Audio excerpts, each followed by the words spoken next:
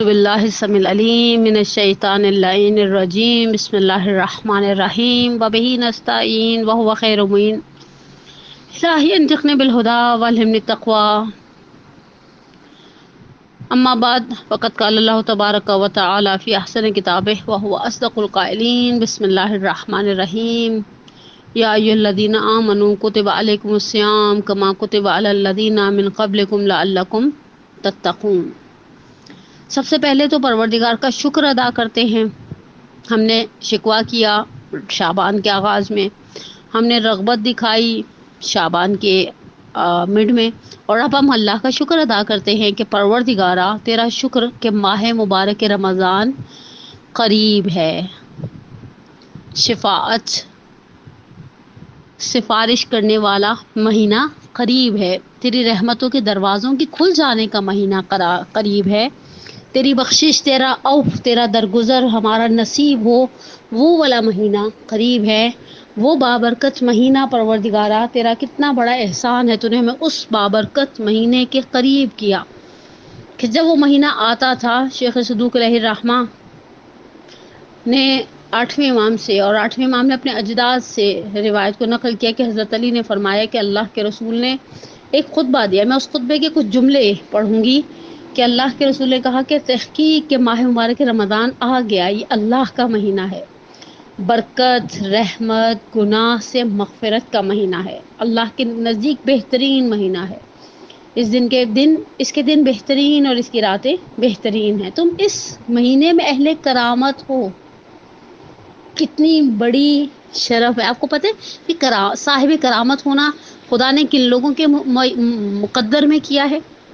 ایک روایت ہے رہجویان صادق کتاب کا نام ہے، اور روایت کو نقل کیا ہوا ہے ابو ذر غفاری کی۔ ابو ذر غفاری اللہ کے رسول کے پاس گئے اور مولا سے بیٹھے ہوئے تھے، رسول اللہ مسجد میں بیٹھے ہوئے تھے، کہا یا رسول اللہ آئز نہیں مجھے معجزہ کیجیے۔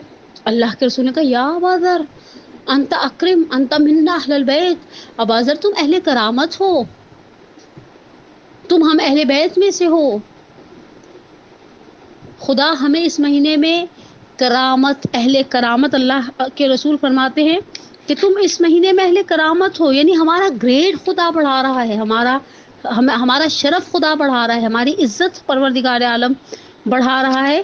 کہا کہ یہ مہینہ جس نے تمہاری سانسیں تسبیح کا ثواب رکھتی ہیں، وہ خدایا اللہ میاں ثواب اس چیز پر دیتا تھا ابھی تک جو چیز اختیار کے ساتھ کرتے تھے، میں نے اور آپ نے صدقہ دیا عمد اور اختیار کے ساتھ دیا، اللہ نے ہمیں ثواب اور اجر دیا، میں نے اور آپ نے کوئی نیکی کا کام کیا، اللہ نے ہمیں اجر و ثواب دیا۔ سانس لینا تو اختیاری عمل ہی نہیں، انسان جاگتے ہوئے بھی سانس لیتا ہے۔ اچھا مزے کی بات ہے روایت نے ایسا نہیں کہا کہ جو سانسیں تم جاگتے ہوئے لے رہے ہو اسی پر خدا تمہیں ثواب دے رہا ہے۔ سانس لینا تسبیح، اب جو سوئے ہوئے لے رہے ہیں اس کے اوپر بھی خدا ہمیں تسبیح کا ثواب دے رہا ہے، سونا عبادت کا ثواب ہے۔ مزے کی بات ہے رمضان ایک ایسا مہینہ ہے جس میں سونا ثواب رکھتا ہے۔ میں نے بعض جگہ بزرگان سے سنا ہے نجف ایک ایسا شہر ہے جہاں سونا بھی عبادت ہے، خوش نصیب وہ ہیں جو اس ماہ مبارک کے رمضان میں نجف اشرف میں بیٹھے ہیں، شہر بھی مقدس مہینہ بھی مقدس، عمل مقبول ہیں، دعائیں مستجاب ہیں۔ اب پہلی چیز جس کو وضاحت کرتی چلوں، لہٰذا خدا سے خالص نیت کیا ہوتی ہے؟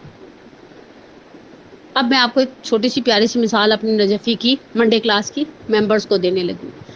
ہم خالص نیتوں کے ساتھ دعا بھی نہیں کرتے، بوجھیں کیوں؟ ہم صرف ان کے لیے دعا کرتے ہیں جن سے ہم محبت کرتے ہیں، جو ہمیں زہر لگتے ہیں نا۔ لیکن یہ بات تو طے ہے ہمیں زندگی میں کچھ لوگ بڑے زہر لگتے ہیں، بالکل اچھے نہیں لگتے، ہم ان کی شکل دیکھنا نہیں چاہتے، ہم ان کی آواز سننا نہیں چاہتے۔ جب ہم دعا کر رہے ہوتے ہیں نا تو ہماری نیتوں میں کھوٹ کیا ہوتا ہے؟ ہم دعا ان کے لیے کرتے ہیں جن سے ہم محبت کرتے ہیں، جن کا ہم دم بھرتے ہیں، جن کا ہم احسان بھرتے سمجھتے ہیں، ادروائز ہم سب کے لیے دعا کرتے نہیں ہیں، معاملہ ختم۔ خالص کر لیں نیتیں، سب کے لیے دعا کریں، ان کے لیے بھی جو آپ کو اچھے لگتے ہیں اور ان کے لیے بھی جو آپ کو اچھے نہیں لگتے۔ پاکیزہ دل کے ساتھ، پاکیزہ دل حسنات و قلب سلیم، خدائے دل پاکیزہ کیسے ہوں گے؟ میں آپ کو پھر اب ایک زنانہ مثال دینے لگی ہوں، اور میرے نجفی کی منڈے کلاس والے سب کو پتہ ہے مثالیں دیے بغیر تو میری روٹی ہضم نہیں ہوگی۔ ایک وقت میں گھر میں ایک گلاس ہے جو دھلا ہوا پڑا ہے، آپ کا بچہ باہر سے آتا ہے اور آتا ہے اس گلاس کو اٹھاتا ہے، فریج سے بوتل نکالتا ہے، اس میں پانی پی لیتا ہے.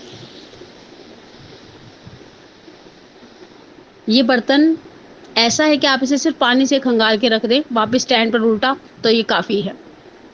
اگر وہ بچہ سنک میں پھینک رہا تھا تو ہم کہتے ہیں ابھی گندے برتنوں کے ساتھ رہ کے یہ بھی چکنا ہو جائے گا، اسے بھی صابن لگانا پڑے گا. ایک برتن وہ ہے جو خالی کھنگال لیا جائے تو پاک ہے، ایک برتن وہ ہے جس میں آپ نے چائے پی، آپ کو اس کو صابن سے دھونا پڑے گا ورنہ وہ چائے کی لکیر رہ جائے گی. ایک برتن وہ ہے جس میں تیل، آئل، کوکنگ آئل، دوسرا کوئی آئل رکھا گیا ہے، اس تو زیادہ گھسنا پڑے گا. ایک وہ جس میں کوئی چیز جلا دی ہے الحمدللہ خواتین نے، اس کو بیٹھ کے آپ کو کچھ ڈال کر کوئی ڈٹرجنٹ، کوئی وم اور کوئی رن اور کوئی ایسی چیز ڈال کے آپ کو باقاعدہ بھگونا پڑتا ہے تاکہ وہ اچھی طرح سے صاف ہو جائے. جلی ہوئی وہ پتیلیاں یاد کریں جن میں چاول جل جاتے ہیں تو کبھی سالن جل جاتا ہے، وہ آسانی سے صاف نہیں ہوتی. اب مجھے نہیں پتا ہمارے دل کیسے ہیں، وہ پانی کے گلاس کی طرح ہیں، چائے کے کپ کی طرح ہیں، تیل والے برتن کی طرح ہیں، یا جلے ہوئے برتن کی طرح ہیں. ان قلوب کو پاکیزگی کی ضرورت ہے. بیٹھے اب گھسیں رمضان آنے تک، اسٹیل وول لے کر جیسے انسان گھستا ہے نا کہ بس کسی طرح صاف ہو جائے، اور ان برتنوں کو صاف کرنے میں جیسے ٹائم لگتا ہے دل کو صاف کرنے میں اس سے زیادہ وقت چاہیے ہوتا ہے. پاکیزہ دل کے ساتھ گناہوں اور برائیوں کے بارے میں سوال کرو کہ وہ دور ہو جائے. بس اللہ میں سے کہ اللہ میں تو مجھے نیک بنا دے، میں سدھر جاؤں. مجھے یاد ہے یہ جملہ میں کبھی نہیں بھلا سکتی. ہمارے تفسیر کے استاد آغا کراچی نے نقل کیا کہ جب آغا گل پاگانی مرنے والے تھے اور انتقال سے کچھ عرصہ پہلے یہ لوگ عیادت کرنے کے لیے علماء اور بزرگان گئے ان کے پاس تو وہ ہاسپٹلائز تھے. آغا کہتے ہیں کہ ایسے میرے دل میں خیال آیا. پہلے تو انہوں نے جا کر کہا، آغا مانیٹرنگ مشینیں وغیرہ لگی ہوئی تھی، آغا سے پوچھا طبیعت کیسی ہے؟ کہا الحمدللہ رب العالمین، اور بڑے بشاش کہا الحمدللہ رب العالمین. کہا آغا آپ اس طرح سے بستر مرگ پہ پڑے اور آپ کہہ رہے الحمدللہ رب العالمین، اور اچھا ایک وقت میں مرا ہوا الحمدللہ رب العالمین کہتے ہیں. جیسے یو پی ایس کی بیٹری آخر میں ہوتی تو پنکھا کیسا چل رہا تھا مرا ہوا، ویسے ہی مرا ہوا کا ہوتا ہے الحمدللہ. بس اللہ کا شکر ہے جی رہے ہیں. نہیں بڑا حشاش بشاش کا الحمدللہ رب العالمین. کہا میں نے آغا سے کہا آغا آپ اس طرح بستر مرگ پہ پڑے، بستر بیماری پر پڑے ہوئے کہتے اتنی خوشی سے کہہ رہے الحمدللہ رب العالمین. کہا بیماری دو صورتوں سے خالی نہیں ہے، یا برائے رفعت سے نکلا ہے، یا برائے تطہیرس، یعنی یا تو خدا میرے گناہوں کو کس کی سزا مجھے دے رہا ابھی دنیا میں دے گا، اوبیسلی آخرت میں نہیں دے گا، یا یہ بیماری میرے درجات میں اضافے کا سبب ہے. ترفیع رفعت بلندی سے نکلا ہے. دونوں صورتیں شکر کا تقاضا کرتی ہیں، یعنی انسان کو دونوں حالتوں میں شکر ادا کرنا چاہیے. کہا کہ میں نے پھر آغا سے سوال کیا کہ آغا ایک بات بتائے، آپ نے اتنے سال خدمت کی اسلام کی، اتنی آپ نے مثلا تشیعوں کو نفع پہنچایا، آپ نے یہ کیا، آپ نے یہ کیا، آپ نے یہ کیا، اگر اللہ میاں ابھی فرشتوں کو بھیج اور کہے محمد رضا گل پاگانی ایک دعا بتاؤ اس وقت اس بیماری کے عالم میں تمہاری صرف ایک ہی دعا قبول کروں گا، لمبی چوڑی لسٹ نہیں چاہیے اس وقت، اللہ کو ایک دعا بتاؤ جو تم خدا کی بارگاہ میں کرنا چاہتے ہو. تو کہا آغا مجھے یہ بتا دے کہ وہ ایک دعا کیا ہوگی. کہا آغا کراچی کہتے ہیں آغا محمد رضا گل پاگانی مرحوم علی اللہ مقاموں نے بے ساختہ صرف ایک جملہ کہا، میں خدا سے کہوں گا میرا خاتمہ بالایمان فرما، وَلَا تَمُوتُنَّ إِلَّا وَأَنْتُمْ مُسْلِمُونَ. حضرت یعقوب نے اپنی آل اولاد کو جمع کر کے کیا کہا تھا؟ دیکھو مرنا نہیں مگر مسلمان مرنا. تو خدا سے اس مہینے میں انسان مانگے، یہ مہینہ ویسے ہی مانگنے کا مہینہ ہے کہ پروردگارہ وہ دور ہوں، توفیق عطا کر. اچھا خدا سے توفیق مانگے. توفیق کیا ہے؟ امیر المومنین علی علیہ الصلوۃ والسلام کا ایک بڑا ہی خوبصورت جملہ ہے کہ آسمان سے کوئی چیز توفیق سے زیادہ بابرکت نازل نہیں ہوئی. توفیق کیا ہوتا ہے؟ وہ جو ہمارے اندر، دیکھیں اللہ میاں نے ہمت سب کو دی ہوتی ہے، طاقت بہت سو کو دی ہوتی ہے، صحت اور فراغت بہت سو کو دی ہوتی ہے. ایک کوئی اچھا کام کر جاتا ہے، ایک اس اچھا کام کرنے سے محروم رہ جائے. یہ جو اندر کا ایک موٹیویشن ہے اچھا کام کرنے کا، اسے پیار سے توفیق کہا جا سکتا ہے. آسمان سے کوئی چیز توفیق سے زیادہ بابرکت نازل نہیں ہوئی. اللہ کے رسول کہتے ہیں خدا سے دعا مانگے، انسان سوال کرے کہ خدا مجھے توفیق دے، پروردگارہ تو توفیق دے گا تو میں اچھے کام کروں گی۔ توفیق مانگنی پڑتی ہے، جس طرح باقی نعمتیں ہم مانگتے ہیں، ہم بڑا گھر مانگتے ہیں، اچھی گاڑی مانگتے ہیں، حج و زیارات مانگتے ہیں، ہم توفیق مانگے اللہ میں مجھے توفیق دے کہ میں اچھے اچھے کام کر جاؤں۔ اور اہل بیت کی دعاؤں میں آپ کی کو آئمہ کی بعض ڈیمانڈز بھی ملے گی، بڑی پیاری ڈیمانڈز ہیں، انسان سوچتا ہے یہ تو ہم نے کبھی مانگا ہی نہیں۔ مثلا ایک جگہ خود امیر المومنین سے بھی اس جملے کو نسبت دی جاتی ہے، امام سجاد علیہ السلام سے بھی اس جملے کو نسبت دی جاتی ہے، اللہم اجعلنی ممن تنتصر بہ لدینک ولا تستبدل بی غیری۔ خدایا مجھے ان میں سے قرار دے جو تیرے دین کی نصرت کرتے ہیں اور میرے علاوہ یہ کام کسی اور سے نہیں لینا۔ مولا کہتے ہیں کہ توفیق، دین کی خدمت کی توفیق، دین کے مددگار بننے کی توفیق، کا توفیق عطا کرے روزہ رکھنے کی، تلاوت قرآن کرنے کی۔ بدبخت ہے وہ شخص جو اس مہینے میں خدا کی بخشش سے محروم ہے، بدبخت ہے، کتنا بدنصیب ہے، اس مہینے میں نہیں منوایا تو کب منوایا۔ میں آپ کو ایک پھر زنانہ سی مثال دینے لگی ہوں، جن کے بھائی شادی شدہ ہے ان کو یاد آئے گا۔ بھائیوں کی شادیوں کا موقع دینا، بہنیں بڑی لوٹنے کے چکر میں رہتی ہیں۔ پروردگار انشاءاللہ ہم سب کے بہن بھائیوں کو اپنی حفظ و امان میں رکھے، اور جناب زینب کبریٰ کے بھائیوں کے صدقے میں اگر ہمارے درمیان، ہمارے اسپیشلی میں اپنے نجفی ممبرس کے لیے ہمیشہ دعا گو رہتی ہوں کہ اگر خدا سے کوئی بہن ایسی ہے جس کا بھائی پریشان ہے، پروردگار بحق محمد وعلی محمد اس کی پریشانی کو دور فرمائے۔ کہا کہ جب شادی کا موقع ہوتا ہے نا تو بہنیں نیک کے نام پر یہ مجھے جوڑا بنوا کر دو، یہ کر کے دو، اس کو پتا ہوتا ہے اس وقت بھائی دینے کے موڈ میں ہے۔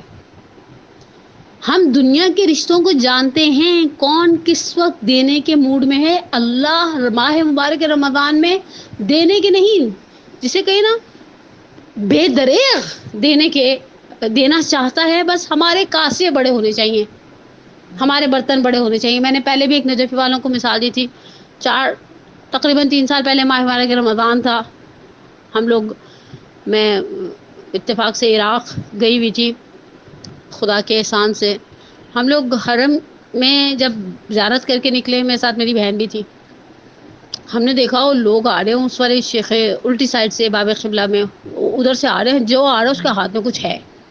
اچھا ایک ایرانی اور عراقی ایک چیز بناتے ہیں، چاپسی ٹائپ کا ہوتا ہے، آش کہتے ہیں، جو آ رہا ہے اس کے ہاتھ میں نکل لے یہ کیا بانٹ رہے ہیں، ہم بھی جا کر چکتے ہیں۔ اچھا مولا کی نیاز کی ایک الگ ہی بات ہے، اسے مانگنے میں بھی انسان کی ایگو ہرٹ الحمدللہ نہیں ہوتی۔ میر تکلم نے بالکل 100% صحیح کہا ہے، یوں تو جنت کی غذا خود بھی تبرک ہے، مگر نظر مولا کر کے کھانے کی الگ ہی بات ہے۔ ہم گئے وہاں پر تو اب ہم تھوڑا کنفیوز ہو گئے، کیونکہ وہاں پر ٹیبل پر ایک صاحب بانٹ رہے تھے۔ اچھا جن کو پتا تھا عراقیوں کے بانٹنے کا طریقہ، ایک صاحب ہمارے آگے بالٹی لے کر آئے تھے، بالٹی بہت بڑی نہیں تھی، پلاسٹک کی بالٹی تھی، انہوں نے اس کو بھر دیا۔ اب ہم تو ظاہر بات ہے زیارت کرنے گئے تھے، ہمیں تو نہیں اندازہ تھا وہاں یہ اس طرح کا بانٹ کچھ چل رہا ہے، ہم بھی گھر سے کوئی بالٹی پتیلا لے جاتے۔ ہم نے وہاں سے کسی سے کہا، اس نے ہمیں ایک چھوٹا سا ڈسپوزیبل باؤل دے دیا، جو آپ نے ریسٹورینٹس وغیرہ میں دیکھے ہوں گے، ایران عراق میں، پاکستان میں بھی ٹرینڈ ہے۔ ڈال دیا اس نے ہمارے آگے والے کی بالٹی بھی بھر دی، ہمارا وہ جو چھوٹا سا ایک نارمل باؤل ہوتا ہے، سوپ کے باؤل جو گھروں میں استعمال ہوتے ہیں ڈسپوزیبلس، وہ بھی بھر دیا۔ بڑا ہی دل چلا ہے، کاش پتا ہوتا۔ یاد رکھیں کاسہ خیرات ہمیشہ بڑا رکھنا چاہیے۔ خدا میرے اور آپ کے گمان کے قریب ہے، ہم جو اس سے مانگیں گے وہ دے گا۔ ناقص دعائیں نہیں مانگنی، اچھی کمپلیٹ دعائیں مانگنی۔ اس طرح اللہ کے رسول نے کیا کہا تھا، اگر کوئی شخص ماہ مبارک رمضان میں شب قدر کو پالے تو کیا مانگے، عافیت طلب کرے۔ اب یہ عافیت کیا ہے، میں نے اس دن اپنے خاتم الانبیاء کی مومنات کے لیے درس ریکارڈ کروایا ہے جمعرات کو، تو امت کا سوال ہے کہ عافیت کیا ہے، میں نے کہا سرچ آن گوگل، روایتوں میں ڈھونڈیں، روایتوں میں عافیت کے معنی بیان کیے گئے ہیں، اللہ سے عافیت مانگے۔ کہا بدبخت ہے وہ شخص جو خدا کی بخشش سے اس مہینے میں محروم ہے۔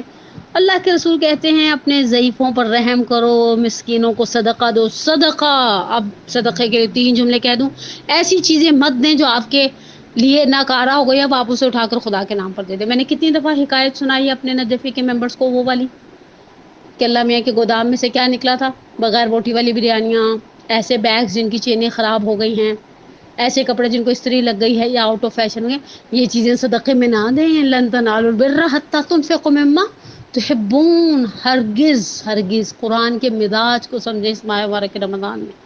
چوتھے پارے کی پہلی آیت ہے، لن تنالوا البر حتی تنفقوا مما تحبون. ہرگز تم نیکی تک پہنچ نہیں سکتے جب تک وہ چیز نہیں دو گے جو تمہاری پسندیدہ ہے. ٹھیک، جیسے 30 سال بعد اب کوئی عورت اپنا برائڈل دے دے، یہ کیا اللہ کے نام پر تم دے رہی ہو؟ اب تو اس کو کوئی پہننے کا تو کہ اسے تو جھاڑن بھی نہیں بنے گا.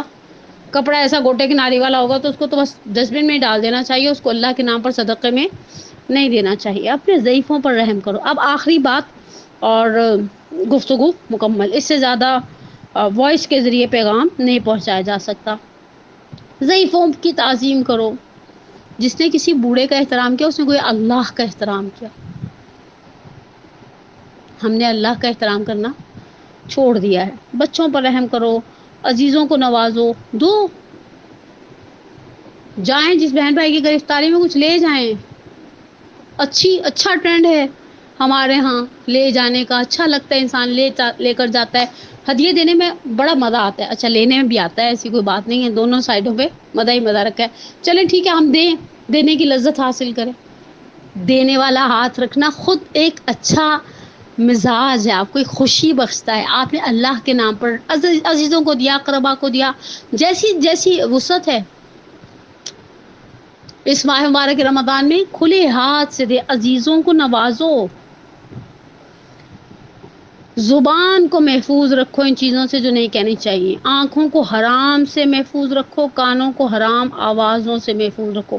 یہ 3 چیزیں، ان 3 چیزوں میں عورتیں بیچاری ایک چیز میں بہت زیادہ مار کھاتی ہیں. کل میں اصول کافی کی شاید ایک دوست ہیں، وہ ہر روز ریفرنس کے ساتھ حدیث بھیجتی ہیں اور بڑی عالمہ فاضلہ ٹائپ کی ہیں، کہ جب صبح ہوتی ہے تو اعضاء و جوارے زبان سے پوچھتے ہیں کیسی گزری ہے. زبان پوچھتے تم لوگوں کا کیا حال ہے. کہا بھائی تو آرام سے رہنے دے گی تو ہم عافیت میں رہیں گے. اس زبان کتنا اچھا طریقہ ہے. انسان تھوڑا سا اس کو ذرا کنٹرول رکھنے کی عادت رکھے. شاید اگر ہم دن میں 10 گناہ کرتے ہیں، 8 گناہ وہ ہیں جو ہماری زبان سے ہوتے ہیں. بعض گناہوں تک تو ایسے ہی الحمدللہ ہماری رسائی ہی نہیں ہے، وہ تو ہم نہ کرنے کا سوچ سکتے، نہ ہمارا سوشل سٹیٹس ہمیں ان گناہوں کو اجازت دیتا ہے. اور زبان کے گناہوں تک رسائی بھی ہے. اور بہرحال آخری جملہ، جو خطبہ تو بہت لمبا ہے کہ اللہ روزے کو افطار کرائے تو غلام آزاد کرنے کا ثواب ہے اور یہ اور وہ ہے. چھوٹی چھوٹی سی یعنی باتیں اللہ کے رسول کہتے ہیں سجدوں کو طولانی کرو، تمہاری پشت گراں بار ہے گناہوں سے. اپنے اس کو طول سجدہ سے سبق کر لو. لمبے سجدے میں پڑے. ابھی مجھے اس دن کوئی کہہ رہا تھا کرونا کا علاج ہے سجدے میں. میں نے کہا کرونا کو آپ سائڈ پہ رکھیں. ویسے بھی اگر مومن کو پتہ چل جاتا کہ سجدے میں خدا نے اس کے لیے کیا کن نعمتوں کی بارش میں وہ مومن غرق ہوتا، وہ سجدے سے سر ہی نہیں اٹھاتا. ہمارے بعض ائمہ کے بارے میں ملتا ہے فجر کے بعد ایسا شکرانہ کرتے تھے ظہر پر سر اٹھایا کرتے تھے. پروردگارا تو نے کہا اس مہینے میں یتیموں کے ساتھ مہربانی کرو تاکہ تمہارے یتیموں کے ساتھ تمہارے بعد مہربانی کی جائے. توبہ کرو خدا کی طرف، ہاتھوں کو خدا کی بارگاہ میں بلند کرو. دعا کے لیے نماز کے اوقات میں، کیونکہ اوقات نماز بہترین ساعات ہیں. خدا ان وقتوں میں نظر کرتا ہے رحمت کے ساتھ اپنے بندوں کی طرف. وہ مناجات کرتے ہیں، جواب دیتا ہے. وہ پکارتے ہیں، لبیک کہتا ہے، دعاؤں کو قبول کرتا ہے. پروردگارا یہ وہ مہینہ ہے کہ جس مہینے میں تو نے اجر و ثواب کو بے تحاشا بڑھا دیا. جس مہینے میں تو نے کہا کہ تو نے چاہا کہ ہم اپنے سیلف کنٹرول کو ڈیولپ کریں، روزے کے ذریعے، دوسری چیزوں کے ذریعے اپنے آپ کو گناہوں سے بچائیں. کہا اللہ کے رسول فرماتے اس طرح خاشع اور خاضع اور ذلت و شکستگی کے ساتھ رہو جیسے غلام اپنے مالک سے ڈرتا ہو. خدا کے عذاب سے ڈرو. اپنی محبت کو خالص بناؤ خدا کے لیے. اس سے خاموشی اختیار کر لو خدا کے لیے جن کاموں سے خدا نے نہیں کی ہے. اور روایت کے آخر میں کہا کہ امام باقر نے رسول اللہ سے جابر ابن عبداللہ سے فرمایا، جابر یہ رمضان کا مہینہ ہے، جو شخص اس کے دن میں روزہ رکھے، اس کی رات کے کچھ حصے میں عبادت کرے، اپنے شکم اور شرمگاہ کو حرام سے باز رکھے، زبان کو محفوظ رکھے، وہ گناہ سے اسی طرح نکل آتا ہے جیسے مہینے سے باہر نکل گیا ہے۔ جابر نے کہا، اللہ کے رسول کتنی بہترین حدیث ہے، کہا اس کی شرطیں کتنی سخت ہیں۔ پروردگارہ تجھے اس مہینے کے شہید کا واسطہ،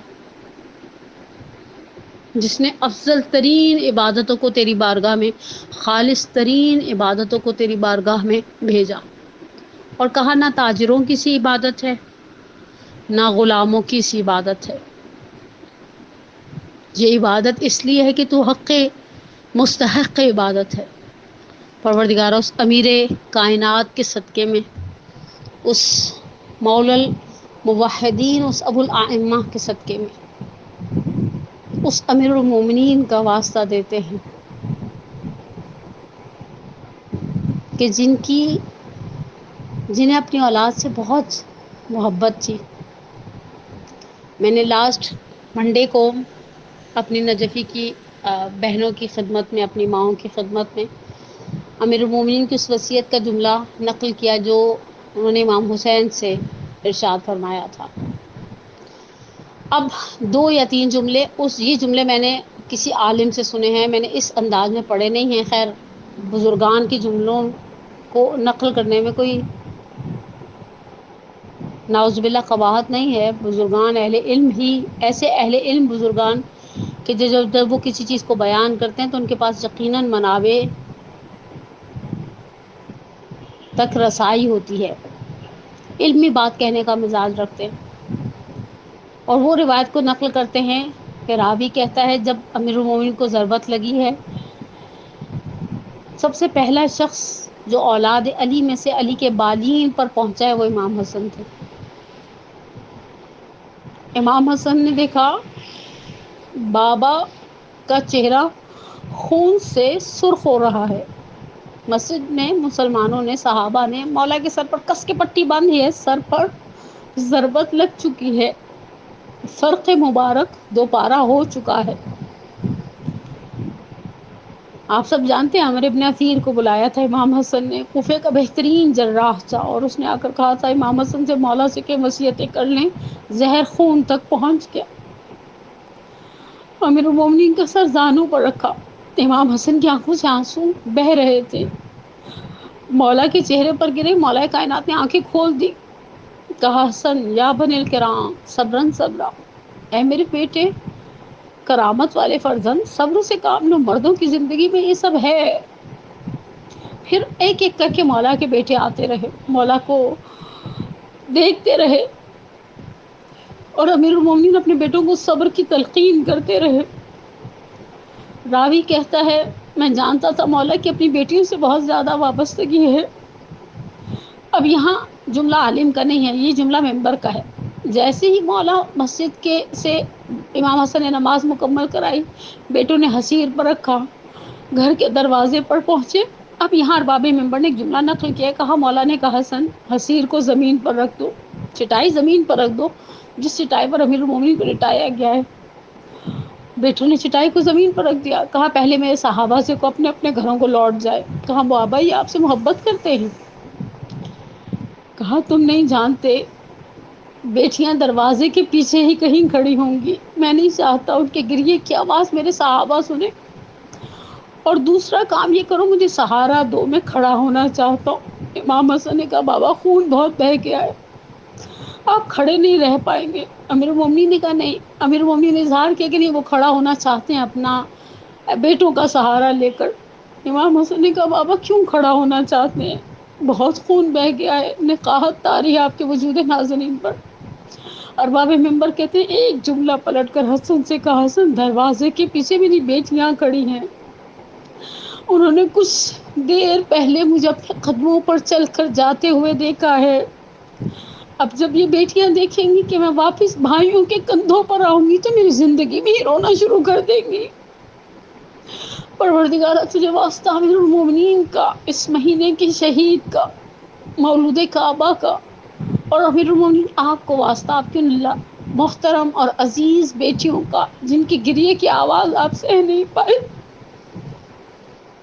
اسی لیے بعض جگہ پر جملہ نقل کیا جاتا ہے، جب جناب زینب دارالعمارہ میں داخل ہوئی تو جناب زینب دیکھ رہی تھی پیچھے دارالعمارہ کی مسجد کوفہ ہے، میرے بابا اس مسجد میں نماز پڑھا کرتے تھے، اذان دیا کرتے تھے، گلدستہ اذان ہے، مسجد کوفہ تیرا ممبر ہے، محراب ہے، صرف زینب کے لیے، زینب کا باپ نہیں ہے پروردگارا، اہل بیت کی ان مصیبتوں کے صدقے میں تجھے اہل بیت کے اس صبر کا واسطہ دے کر دعا کرتے ہیں، اللہم انی اسألک بحق فاطمہ و ابیہا و بعلیہا و بنیہا وسر المستودع فیہا ان تصلی علی محمد و علی محمد۔